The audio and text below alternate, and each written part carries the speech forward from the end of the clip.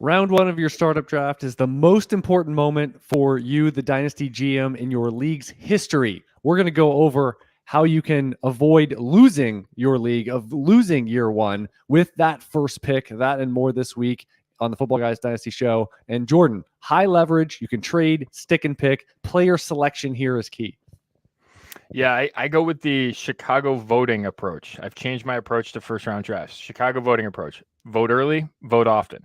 So I've been trying to get up at the high parts of the draft where your chances of missing are lower, your chances of having a big impact higher. And I've actually traded up into the first round. This is something I've done a little bit more over the past year. I did it again this week, and it's been something that I really have, I've been really interested in going up higher and getting more aggressive at the start of the draft. I try and do it if I can avoid giving future capital. I do that in that move up. But definitely try and get the premium high-end assets, because a lot of times it's the only time you can get them. And it becomes a lot more difficult roster construction-wise to piece together those trades later on.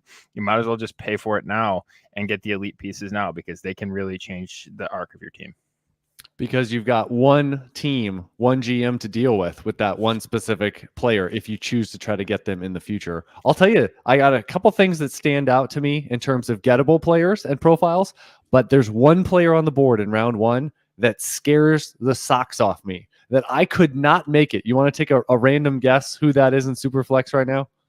Well, Joe Burrow would be one of my guesses. Joe Burrow's the one. Okay, well, the actual answer for me is Kyler Murray. Okay, that would have been my second. Yeah, that was a 1B. That was a 1A, 1B type situation. Kyler Murray, and I talk about job security all the time. I think he's got a profile that is scary. He has been a below average by a lot of the measures I use to track job security. When will you be replaced? When will you be challenged contractually? When will they might view you as an albatross? Kyler Murray's below. You can say he's getting better. He's below. And so when you're below that Mendoza line, I mean, he's creeping a little ahead of right now Daniel Jones, Tua, guys that we overtly have questions about. Kyler, I feel like, gets a pass. Oh, he's going to keep running, as one of the top 2 or 3 guys in the NFL. He's not going to have durability issues. He's not going to have long-term, questions about if he can progress to being an assassin quarterback, just diabolically good as a passer. I can't imagine spending a first-round pick, sticking and picking and going, Kyler Murray, you're my building block for my dynasty team. I can't do it. That's the big one for me. And I know Joe Burrow has been a bugaboo for yours. So why don't you break down Burrow just a little bit in that 1A, 1B of couldn't make this pick in round one? Yeah, and can I just add on to the Kyler thing? He's not there. like availability is a critical ability in terms of scoring fantasy points, and he just doesn't want to show up. And listen, we've talked about this. We've done this thing. Like you can, and we've heard I don't know if undertones is the right word, but if it's enough of the comments about him where it's like, oh yeah, he doesn't, he was really, really in the building today getting prepared for this game. Like, wait, is he all in? Right. Like the toughest job in sports. Is he all in?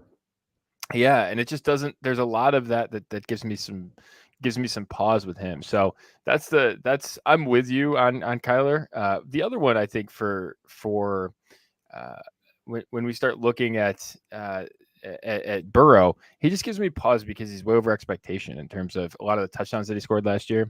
And that's I think a stat that historically comes back. And he's done it once. He's had a good year once. That's the other thing. Like we said with Justin Herbert last year, right? We had a little twinge of breaking ties, and obviously he got over that. He got over that hurdle and proved us not wrong, but validated what he did the year before. And Burrow is on he's done it once.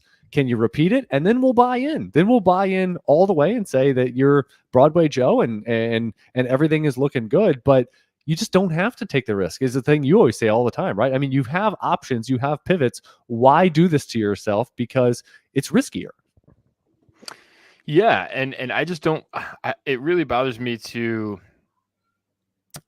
be drafting at the top of someone's efficiency as well, right? Like you look at these and you're like, okay, if you look at some of the expected touchdown rate, if you look at some of these other things, and all of a sudden you're drafting way up at the top of that number. That's not something you want to do. You know, with Burrow last year in terms of expected points, he was 18th in terms of expected points per game, and he overperformed by basically just a little bit less than a touchdown per game, and he ended up being tied for 8th in actual points per game. So that's a stat that the expectation, you're coming back towards that. It gives me a little bit of pause.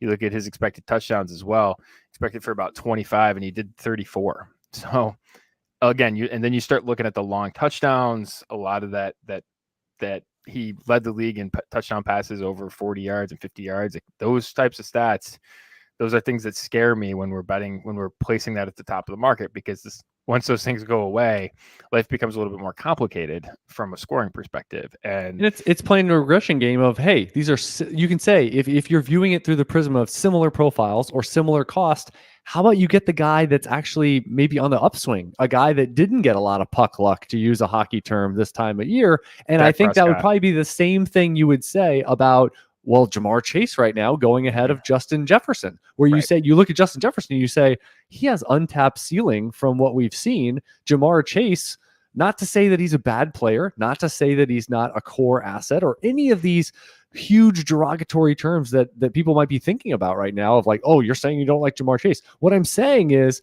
I think it's not good process to have him over Justin Jefferson for a lot of the reasons I've said, but also that you've outlined in terms of, you know, you're riding the wave. Like we always say this with veteran quarterbacks. What veteran quarterback do we believe in for the last 5, 10, 12 years that had a down year? It's the Phillip Rivers, Eli Manning principle from years ago. They would have one down year of like a few extra interceptions, a few not extra touchdowns, and then they plummet because they're 33 years old, and now you get them for a whole round less in rookie draft cost. You're like, I'm in.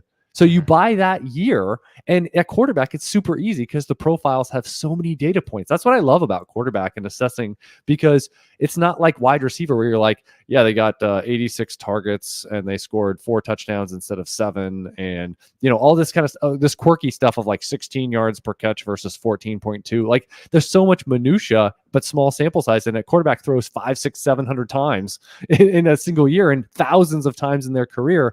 That's more bettable. That's more beatable as a system.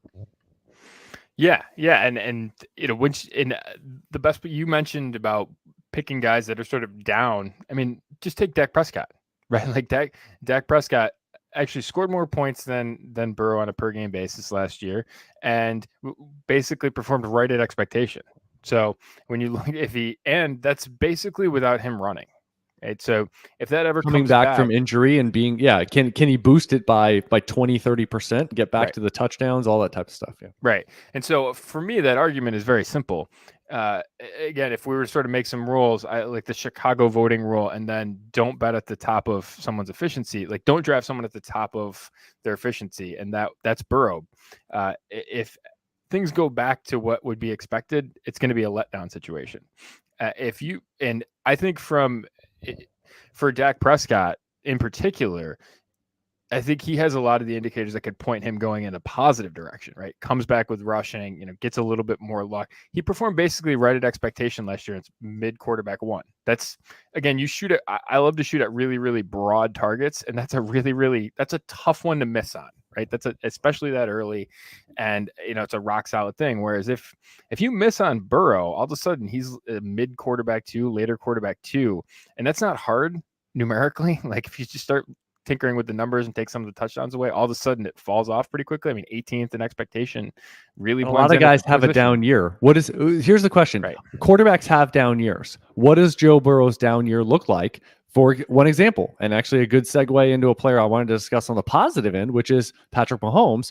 We know what his down year looks like. We saw that, and guess what? He's actually getting pummeled a little bit. And I know we're talking about only a few little probability differences, but it's a major difference. We talked all the time, right? Did you get enough for Patrick Mahomes? We did that for 12 plus months on this show, and he's gettable.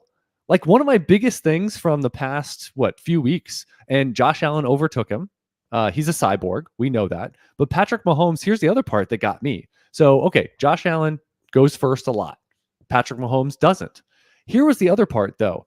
Justin Herbert goes a decent amount as QB2. So this is nothing about Justin Herbert. What it means is Patrick Mahomes trade-wise, but also this means at 102, 103, maybe 104 in a startup draft, Patrick Mahomes is gettable. So that's another one that I just wanted to stick out there as a theme of this show, and not all negative about Kyler Murray and Joe Burrow and, just who to avoid and all this stuff. Patrick Mahomes, you don't have to be at 1 this year to get him. And I think that's a big storyline.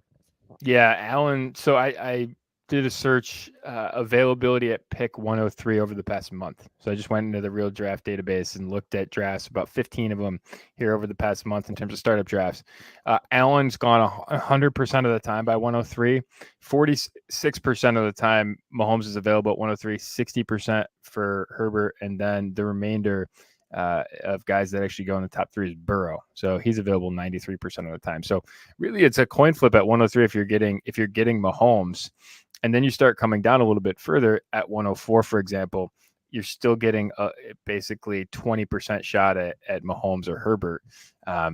Listen, I've gone up into that range, and I traded up for Mahomes this week, and I would have traded up for, if I could have, I tried to go back up again. Like I tried to go up twice.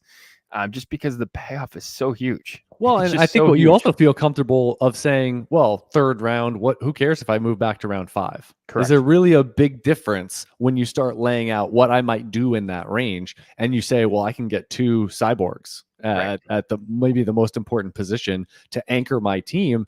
And that's like what you just said about the probabilities of even 103. So you sit at 103 and you're like, well, I don't care if it's, well, you might care, but Allen, Mahomes, Herbert, think of it this way. When you do one of those random draws for draft position, or if you do, there's all these iterations on how it gets selected. And the fact that previously it was 101 or I got to reconfigure it. I'm not getting Mahomes. Now you're sitting at 103. You have a 25% chance that your native position is going to be in a range to get one of those 3 guys. You can sit at 103, and you mentioned there's a shot at 104 that a Mahomes or Herbert lands there and behind Joe Burrow. So in terms of what's most likely to happen in particular formats, and that to me means you can just stick and pick, and you have higher probabilities if the draft order is forced upon you to do that. And then you only have to move up 1 time, right? You'll be in the later second. And then moving to a Dak Prescott or someone in the late 1st is far easier than jumping up all the way into the early 1st, or moving from 112, because that's the position you got.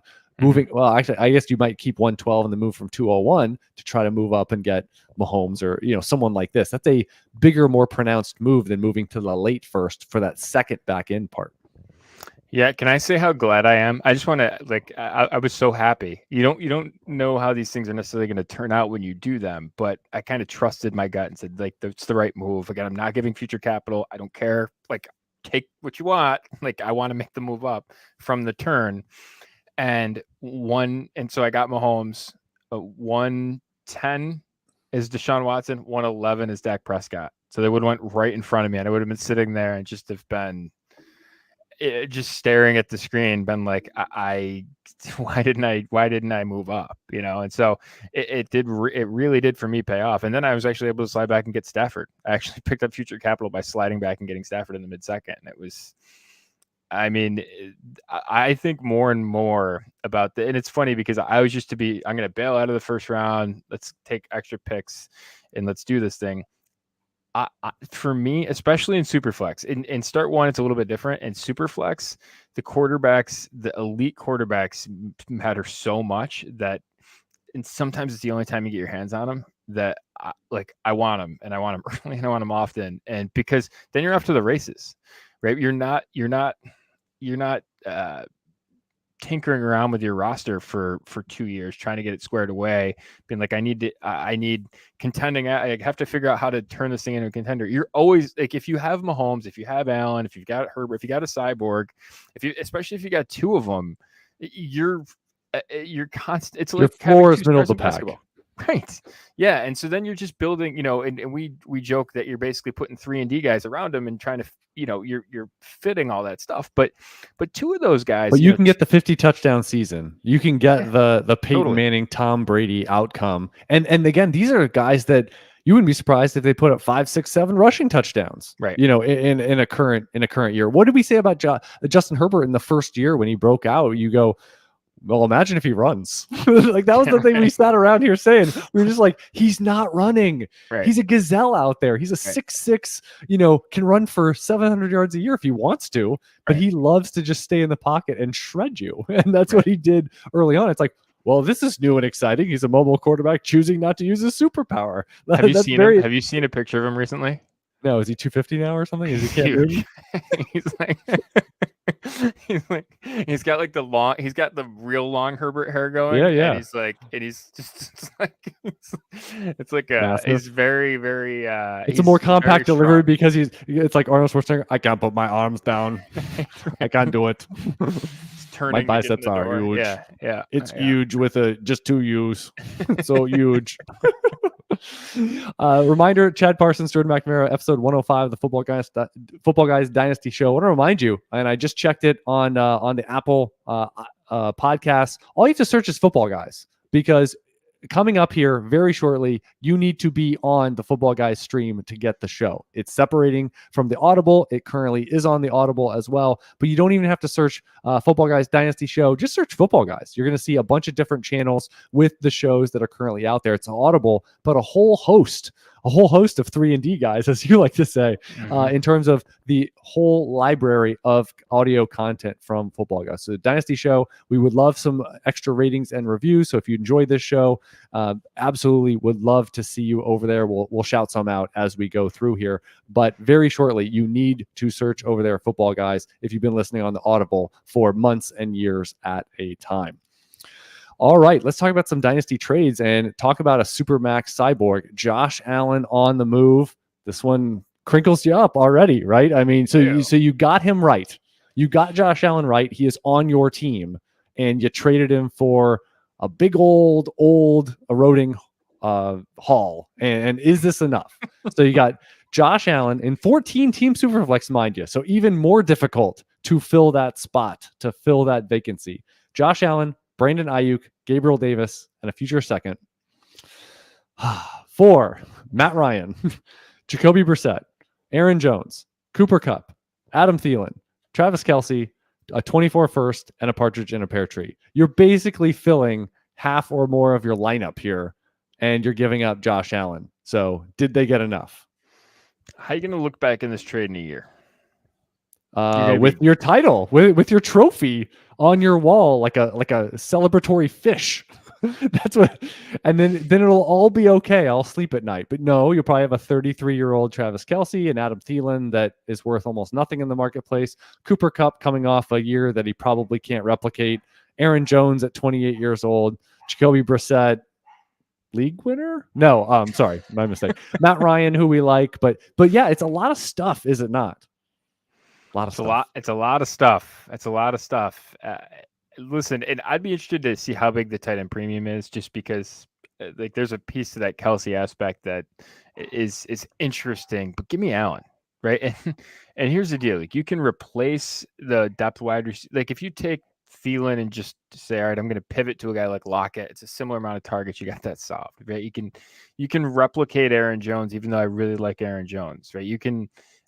Kupp and Kelce probably hurt, but the difference between those guys and Matt Ryan versus Josh Allen, I mean, it's a huge difference. And honestly, like this might seem outrageous to say, but you're pretty close to replicating. Like Gabe Davis and Thielen could be closer than we expect this year. It's not a meaningful upgrade or downgrade, I guess, going from Gabe Davis to Thielen for that matter. So yeah, I mean, it's just Allen, and this is one of those things where I always go back and I say, like, it has to really stop you in your tracks to give up the elite quarterback, right? To give up the cyborg.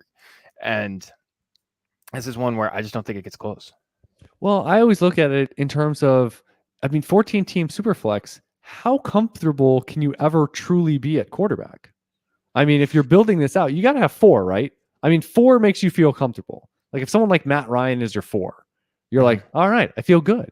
It doesn't mean you're necessarily trading one away. I mean, we're in a 2 quarterback league where I think we have 4, right? Like Goff is our 4. Does that sound Yeah. right? So we're And Matt feeling a Ryan's lot. one of them, by the way. Yeah, and we feel a lot better than we felt a year or 2 ago because of Right. moves we made. But you got to be super careful. You've got to be strong at the strongest or most important position. And when you start amping to 14, 16 teams, be careful. Be super careful. And you're like, oh, Matt Ryan's fine. Yeah, he's fine for now. He's fine for now. But to assume that in 2 or 3 years he's not in the NFL, that's part of the calculus. Then what? Then what? And I love what you said. If you don't win the league, you are going to regret it. Flags fly forever, but that's a one outcome that you say, if all these guys are sort of decliners from what we've seen, at least you got, I will say this, at least you got the 24 first, right? At least you got it, because that can fix, by the time you probably have bigger erosion from a Cup, a Kelsey, from huge levels, Aaron Jones might not even be a big thing by that point in time with that pick coming home. At least you have a 24 first that could fix, and you get a potential cornerstone profile by that point in time. So I really like that was an inclusion, an upside shot. But I really think that when you just look at it, it's Josh Allen for Matt Ryan plus to the moon in 14-team Superflex, big deal. Big deal, and be careful. And you didn't really get one. It's all older stuff. You didn't, other than the first, no cornerstone. Like, it's not, instead of Adam Thielen, it was T. Higgins, or like you didn't get one really, you didn't even take a shot as well as like, oh, well, if you give me Matt Ryan, give me Trevor Lawrence too. Right. Like, you didn't even say, give me a profile that if this works out, like the rest, like, could be irrelevant. You didn't even do that. Yeah. Play hardball, super hardball. Right. This feels like you're giving nickels for, you're getting nickels on a dollar or something like that. Whereas if the type of deal that you did, again, it would have to look way different. But like, again, I'm not necessarily advocating this, but if the approach looked different, and if it was multiple different ways in which you could beat Allen, right?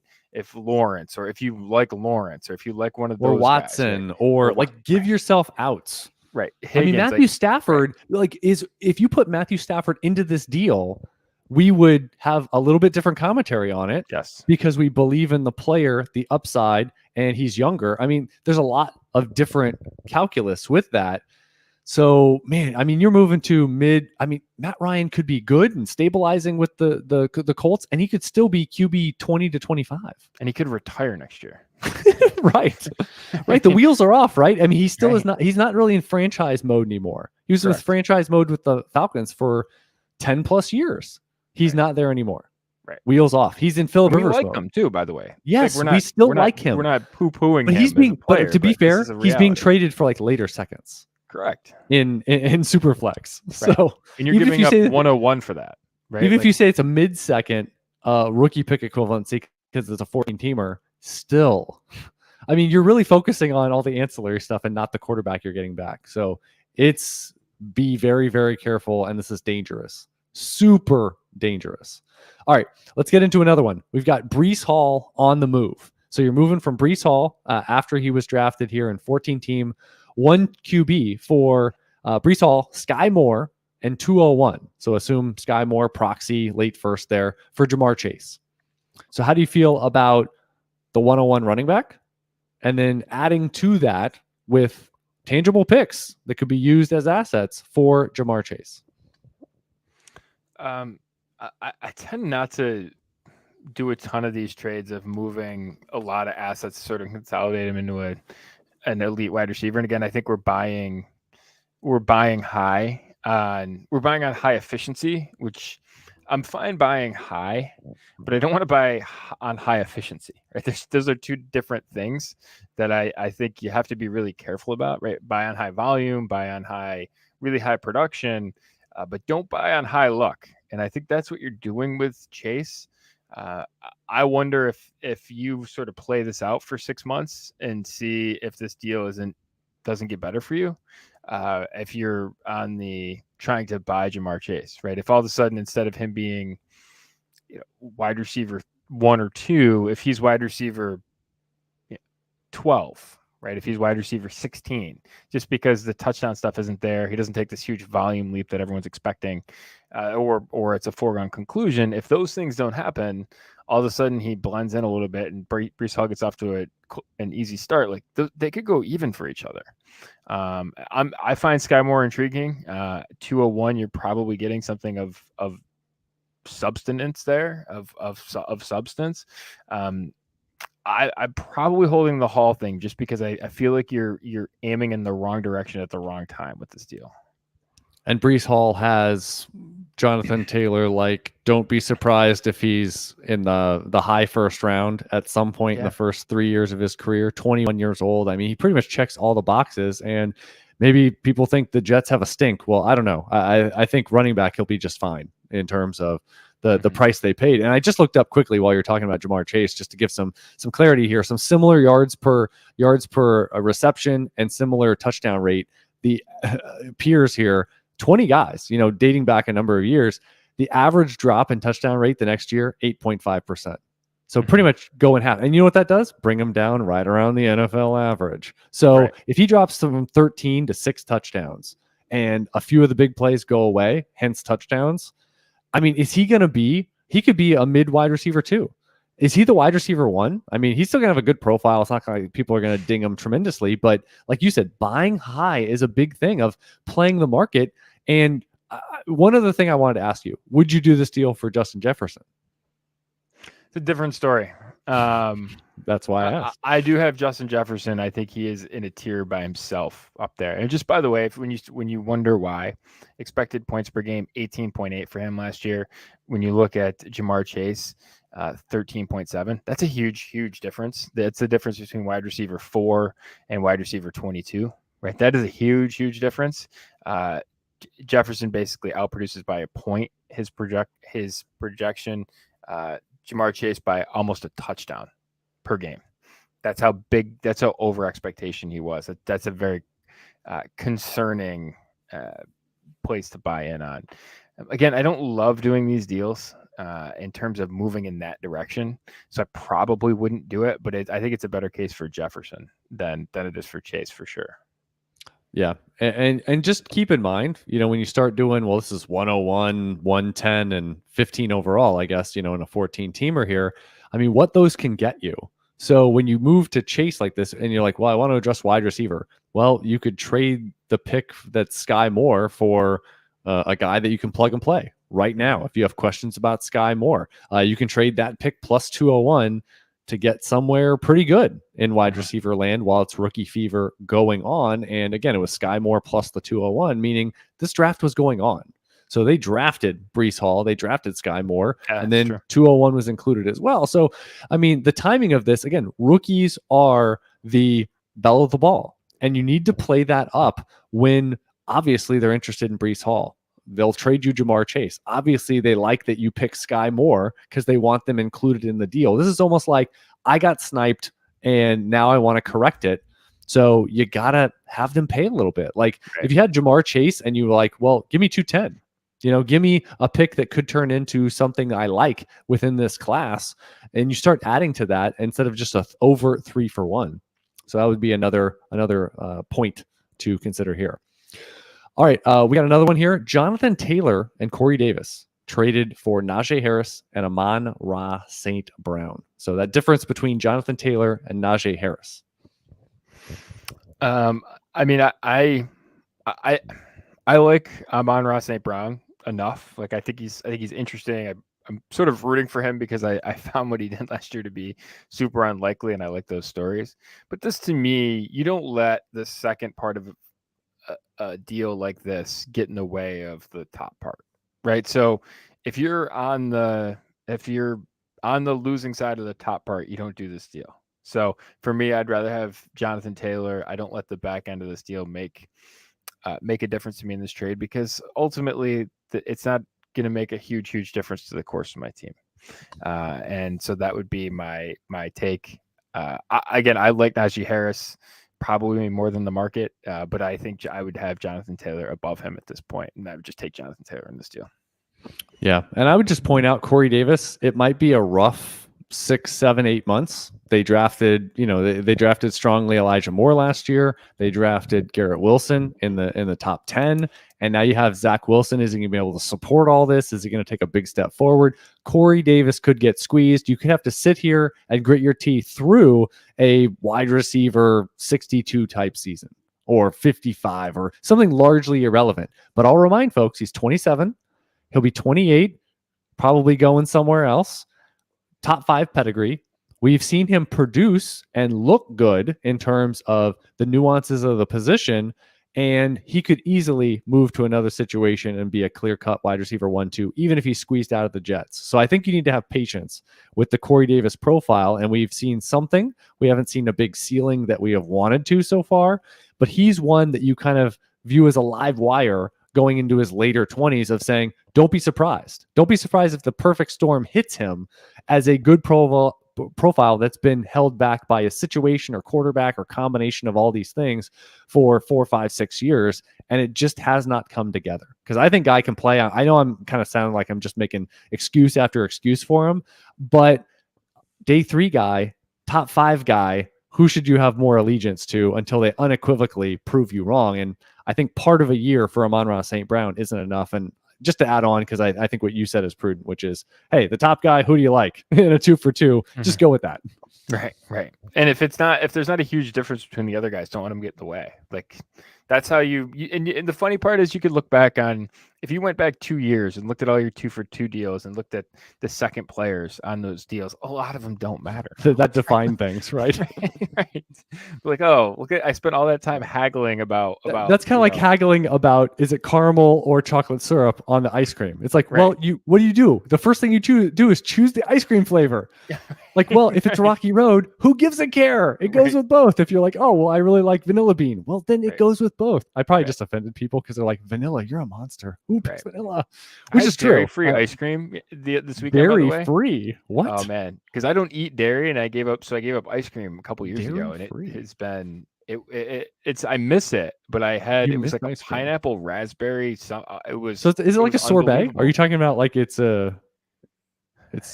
I don't know what it was, but it was at like one of these trucks. Ice. My wife did this run, and they had like one of these ice cream trucks. Is it like $9 at the truck? No, it was free. It was great. And so I was like, okay. And so, but it was like it was like the ice cream equivalent of like a food truck it was like a bigger business that had like this portable thing that would come or whatever and service the thing. I need to go there and be like, whatever you gave me, I need that. And like, are you gonna follow them? Are you gonna follow them on social media now and be like, where are they parked? Where are you? Yeah. We're live. We need an ice cream sponsor to the Footballguys Dynasty show. We really need a coffee sponsor, by the way. That would be great. But that would be great for half of the show. That'd be awesome. Yes. Chad would be over here just soaking a bean in his mouth. Would one coffee bean do that? Like if I just had it almost like a, I don't know. We need a coffee sponsor to let us to figure. That's true. To experiment. Green we bean. have if the I put a perfect green person. bean in If we want to see the impact of caffeine, we have the perfect person. We've got the Tuesday nights. Like we'll make it happen. I thought many thoughts about an ice cream truck the other day because I saw one and I saw the prices on the side. Nothing's below like $5, Jordan. It's inflation, man. It's just killing them. If it's gas prices, but it's like if I see a Flintstone push-up pop that you're trying to charge $4.95 for, and the other part is, what 6-year-old is going? Are they using Apple Pay? Like, what do they do? Are they walking around with 20s? This is a new world that I'm just unfamiliar with going into like. Oh, and also I saw them drive right by a kid that was outside playing. I mean, I know it's 2022 and kids don't really do that anymore, but like the ice cream truck just went right by him. It's like, there's a customer. You drove by them at above the speed limit in this neighborhood. I mean, good Lord. All right. Actually, let's do one more dynasty trade here. Leonard Fournette. So we got to gauge the market here. Tony Pollard. This is a half PPR, 1 quarterback. Leonard Fournette for Tony Pollard. 203. The draft isn't until August, so moving data points there. And DJ Chark. So that 203 in August is interesting. And I wonder if is it the entire rookie draft is in August, right? That's a different than just the second round being there. Right? I think we've covered that, but like I have a split one where it's the first 2, and you're in a couple of these leagues where it's the first 2 are in May, the second 2 are in If Damian Pierce Hard underwhelms, maybe he'll be available at 203 in August. See what I did there? I'm picking up what you're putting down. Might get lucky. Might get lucky at 203. Get Damian Pierce falling. Might get lucky. Yeah, I mean, I wonder if this deal goes away. That's the only thing about if you're holding the pick side on this. If this deal goes away between now and then, this feels about right though, doesn't it? I mean, if Fournette's a later first, you got Pollard in that probably early to mid second. You've got 203 and then Chark a little more of a throw in. But I will say I'm interested to see what he can do. That going to Jared Goff, fresh start with the Lions. Jameson Williams could be on a slower start trajectory. And wide open opportunities. I mean, we'll see if Chark is something relevant, but as you just said in another deal, you don't let number 2, number 3, number 4 of a deal kind of decide things there. Right. This feels to me like if you were gonna put Fournette in this draft, and you were just gonna dunk him in this draft and say, okay, you can take him wherever you want. I mean, where would you take him? Pretty high. Pretty high. I mean, it's probably he's not slipping past 3. I don't think, is he? Yeah, I was going to be conservative and say mid first, but most people would not put him there. So we're a little alone on that. Right. But when you talk about a guy that, like James Conner, is on a 2-year window here to put up 2 seasons, that's at 27, 28 years old, his profile of production, at least this one with Tampa Bay and Tom Brady, you put all these factors together and you're like, well, he could provide more value. I mean, you can kind of say F the market, right? Sorry, Joe. I didn't say it though. You can say F the market and just not worry about that and say, well, I'm just going to try to pummel you with him in my lineup. Like he might be, like you're acquiring him. He might be your running back 2 or 3. That's not really fair for how it projects right now. So, I mean, does Kenneth Walker produce that in his whole career over the next 4 or 5 years? And most likely it's not centered on this year. So if you front load, so I just start, is Tony Pollard a future starter? Like, I think there's so many questions that, I mean, 203 could easily be the most valuable aspect there. And you're like, well, I traded 2 top 12 seasons for that. Yeah. Good luck winning it. Good luck winning that deal. Right. Hey, 1-word answer. Ready? I'm going to ask you a question. Give me a 1-word answer. Who is the 2022 starting quarterback for the Seattle Seahawks? Week 1, Baker Mayfield. No, sorry. Week 1, Geno Smith. I'm going to go Geno Smith. Okay. 1 word. I love how you say 1 word. I should have said Geno, I guess. Yeah, there you go. Geno. I don't know. I think they would have acquired Baker Mayfield or Garoppolo already if they wanted to. Yes. That's just me. So I don't think those are the answers. I think it's just they know where this truck is headed in. They don't think those 2 quarterbacks are going to change that trajectory for this year. Ooh. All right. So we're going to finish out here with some quotes from the Footballguys Dynasty Forum. You can always contribute there. It's on the Shark Pool, and it is completed Dynasty trades, some great, vibrant discussion on a daily basis there. You can get alerts. So again, if you're looking for a message board, an avenue to discuss Dynasty trades, get a lot of data points about what the market and some sharp Dynasty GMs are thinking, that is the place to go. And as well as joining the free daily email update from Footballguys, culled by Joe Bryant. You get to see a lot of the collection of recent content. There's also some new membership options there. It's a 12-month rolling. There's been a lot of discussion about that, where it stopped in January and then starts back up in May. So it's a changing landscape for Footballguys. Exciting stuff this year and going forward with that. And you can be a privy to all that information by signing up on the right upper corner of the Footballguys homepage for the free email update with all the news, information, and articles. I just put one out on backup running backs that could end up winning your league, looking at it in terms of different subsets and different tiers there with clarity, with upside. All right, quotes from the Footballguys Dynasty Forum. Tony Pollard will take over the Cowboys backfield at some point. But he's going to be a free agent after. This is fascinating because he's going to be a free agent after this year, and Zeke's not going anywhere. And we're in a very much a Zeke feeling like Frank Gore, like mid-career Frank Gore. I love that comparison because a lot of people are throwing dirt like he's not athletic enough and he's a grinder. And you know what? Frank Gore was a grinder until he was not productive anymore at 34 or something. Right. And it was you had people on their entire rookie deal. And it was like, oh, this is the running back of, it was like Kendall Hunter, and there was a generation of running backs job who were the hunting, next and they guy. all failed. Right. Kind of like And it Tom was Brady's backup, the heir to Tom Brady. How did that work out, Garoppolo? exactly. And Yeah. so I mean, I don't, something. I just, Yeah. and the other thing too is I think you actually got pushed on social media talking about Pollard this week. I saw it on Instagram that they had It's a on by Insta. Chad Parsons parentheses. Whoa. I was like, whoa. Yeah. I know that guy. Isn't Pollard a great example though of rolling snake eyes? Like, he's not Alexander Mattison. A lot of people mire that he hasn't gotten enough clarified starts. How about Tony Pollard? He's gotten one. He's sitting on 1 or 0. I mean, the point is, like, this might be the worst puck luck you can have for getting a guy we know is a backup, but going through, as you said, the rookie deal and saying, how many times did you have confidence? Right. And not like, oh, funsy flex, I'll just kind of throw that out. Maybe it's a blowout, which we had a few of those games, but like legitimately, oh, Zeke is gone. I feel good and confident about Tony Pollard. Like, is it 1? Is that the actual tally we're at, 1? It hasn't been many. I thought it was 0. And you're saying it's 1. So the point is it's 1 or 0. Yeah, that's a lot of hold time. That's a lot of market value for something that has not occurred, right? Because if Zeke is out, you almost at this point, with the amount of times you've said no to pivoting to like Alexander Mattison in a second from Tony Pollard, like you've had a lot of outs to just move to another backfield. That the upside with Tony Pollard specifically is so great, it's worth saying no to all those deals.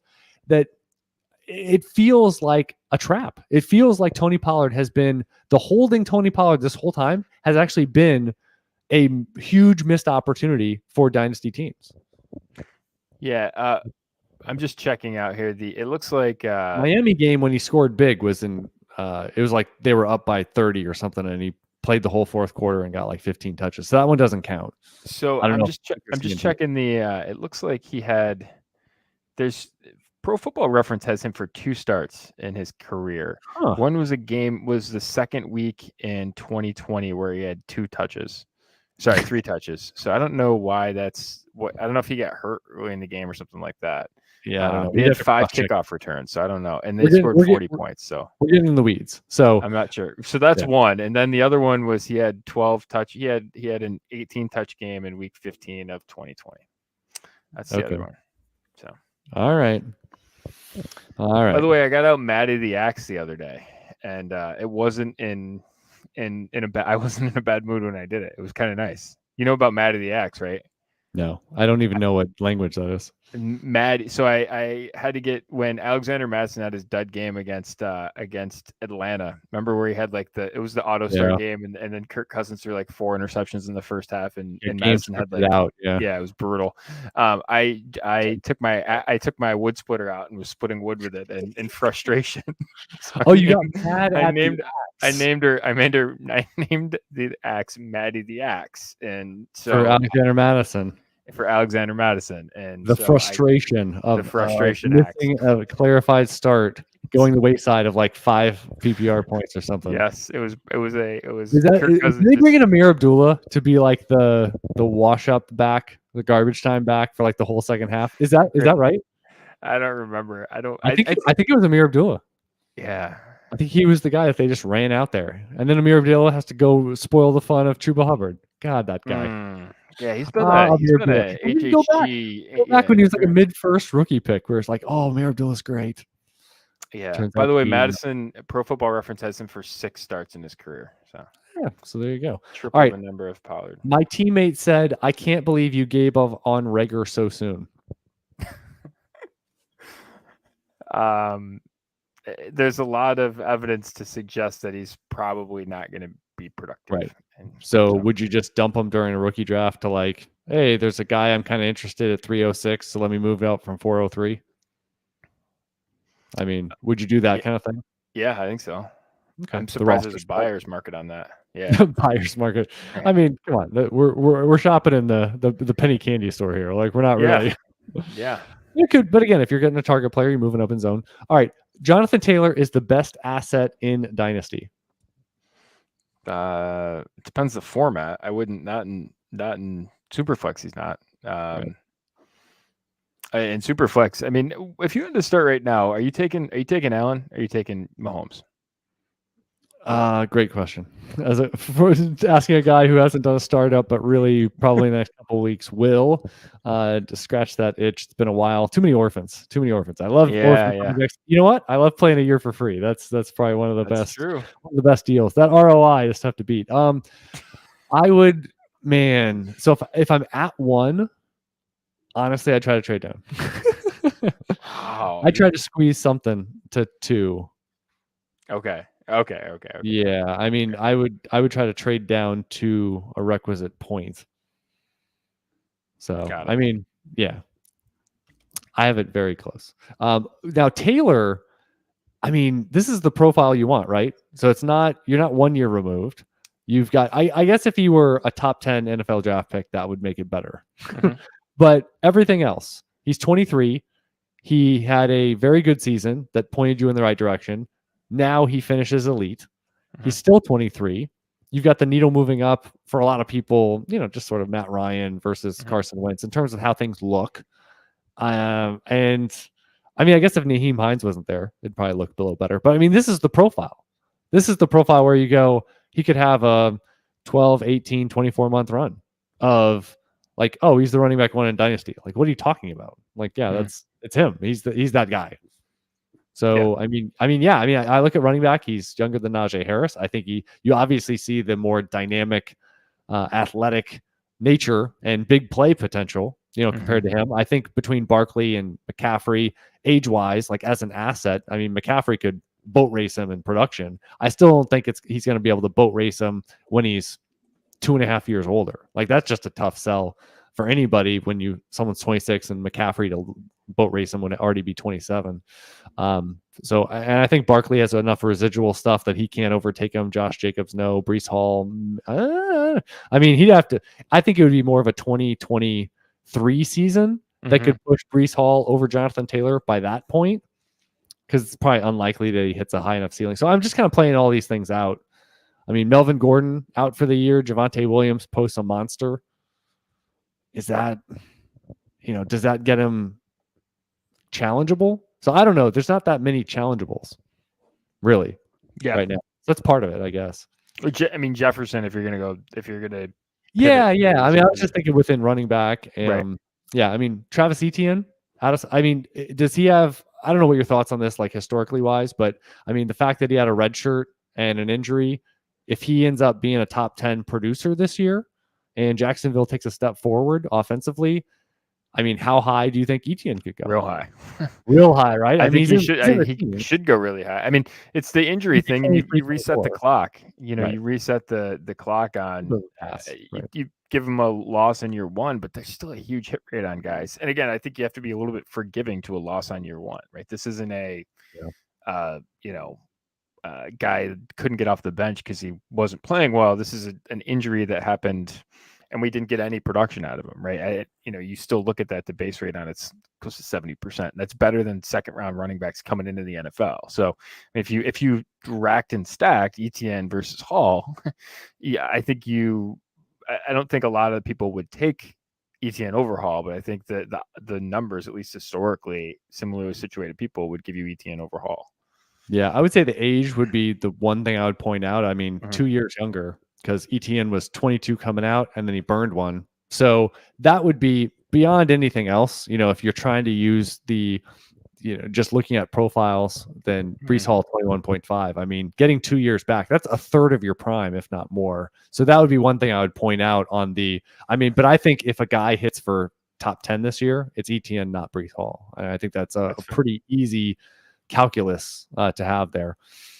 And actually, we had a question from John here. I'll throw it here. This is a great question. Yeah, I mean, I actually was going to the whole show. How do we go the whole show without mentioning one of our favorites, Darrell Williams, signing with the Cardinals? And man, I swear, like it was a great day today. I had a great day. Yeah, no. We've got Connor and Darrell Williams on the same depth chart. Not going to say I like Kyler Murray anymore, but I like the cut of the jib of Arizona. I like what they're doing here. And it kind of clears up the Eno Benjamin versus Keontae Ingram, what's going to happen in August sort of situation. I think we know what's going to happen in August, and those guys are fighting for running back 3.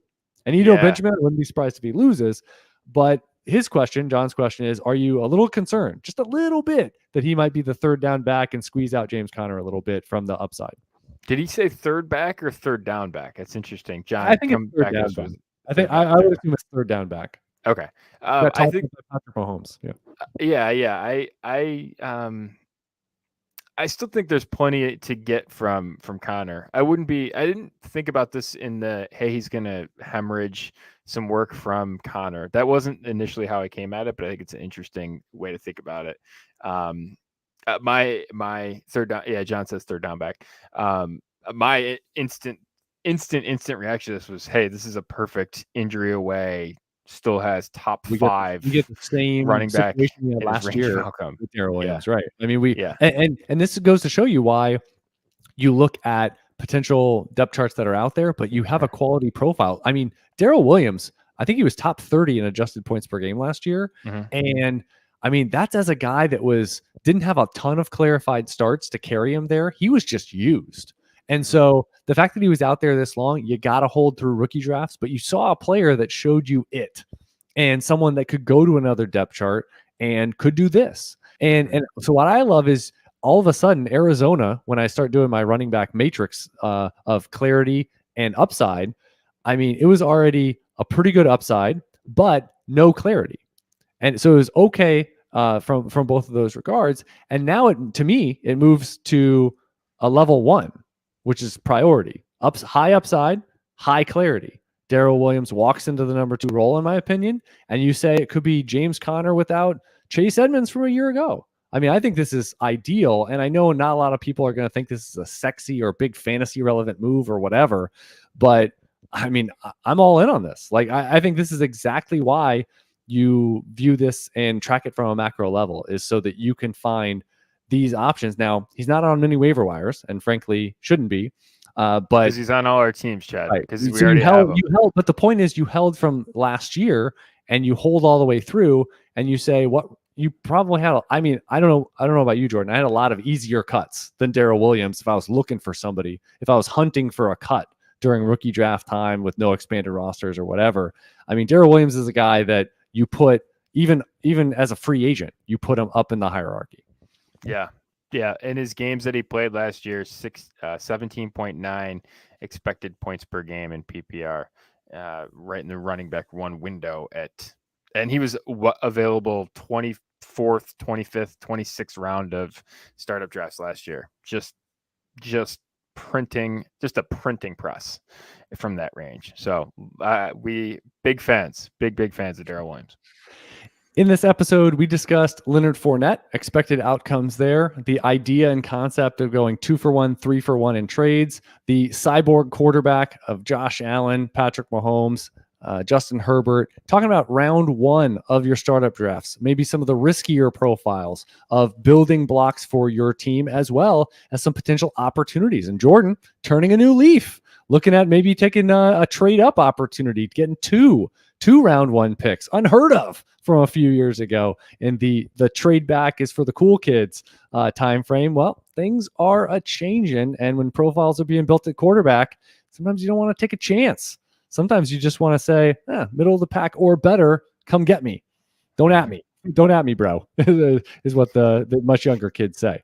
All right, I am Chad Parsons. He is Jordan McNamara. Until next time, good luck in your Dynasty leagues.